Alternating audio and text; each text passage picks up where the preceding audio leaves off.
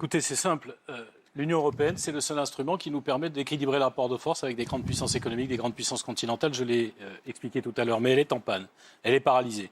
Sortir de cette paralysie, ça nécessite de la démocratiser, faire en sorte, par exemple, que ce soit le Parlement qui élise le président de la Commission européenne, faire en sorte qu'on n'ait plus l'unanimité quand on est sur les règles fiscales et sociales, parce que sinon, c'est les plus mauvais de la classe qui font de la concurrence déloyale aux autres, faire en sorte, en réalité, que l'Union européenne retrouve des projets fédérateurs comme Jacques Delors l'a fait.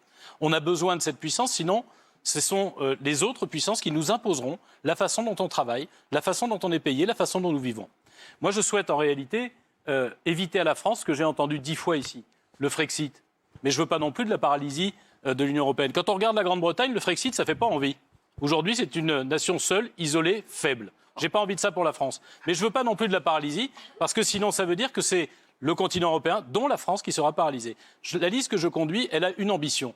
Permettre à tous les Français qui veulent vraiment voter pour cette Europe-là, qui veulent voter pour une Europe qui soit ambitieuse, efficace et loyale, de pouvoir le faire sans être obligés de signer un chèque en blanc à Emmanuel Macron.